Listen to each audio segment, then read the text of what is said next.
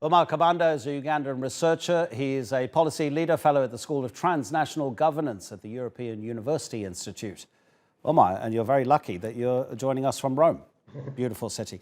Listen, I know it's a little bit unfair, but this has just appeared on the Reuters news agency, and I wanted to ask you if this is normal. Morocco says it has wheat reserves sufficient for around 4 months of consumption. Would that be normal for a country to have reserves enough for 4 months? To me, it sounds like very little. It is indeed very little as compared to the demands of the populations in terms of using food, the ways how wheat is supposed to be used and all other storages. So it is indeed not normal, and there's a lot more that needs to be done, because looking at only Morocco, if you look at all other countries like Egypt, it is one of the world's importers of wheat, and such storages for 4 months cannot serve a gradual process or some of the challenges that are existing that have caused the supply of wheat to be reduced across the world. Yeah, and is it really a question of supply, or is it a question of how much is being produced? Because my understanding is that some countries over the past few years have planted a lot of crops. So actually there should theoretically be enough. But the issue is the supply chain, with ships not being able to leave Ukraine, countries, especially around Africa, for example, that they have to sign new contracts and find new ships, and they have to find new facilities because the supply will be coming from other nations. Or is it really a problem that there isn't enough product?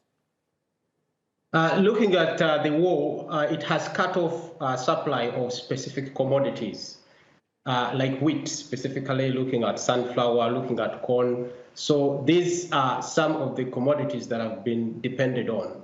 So the demand and supply, it's what establishes the price. And looking at the war cutting off the supply of some of these specific commodities in African countries, it has increased the prices, and in such a way it has also limited the possibility of those countries to pick up. Yeah, but again, the question becomes, is it a problem of the amount of produce? Is it a problem of supply?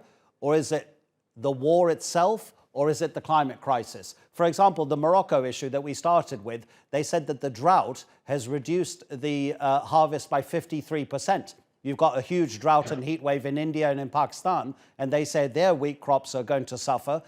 So the climate crisis along with the conflict, which one has become more important in creating the crisis of food insecurity? From my point of view, I would think the crisis has greatly contributed to the crisis of food at the moment. As given to you in the example I gave about Egypt, it's very clear that Egypt is the leading importer of wheat all over the world. And looking at Tunisia and Morocco, all those countries, you would see that, yes, the droughts have been there, the other crises have been there, climate issues have been there, but in the long run, you've seen that the prices have not gone high. But because of the crisis in Ukraine caused by Russia, you get to realize that the cutoff of the imports that are being sent to these respective countries has undermined the ability of these recipient countries to cope up.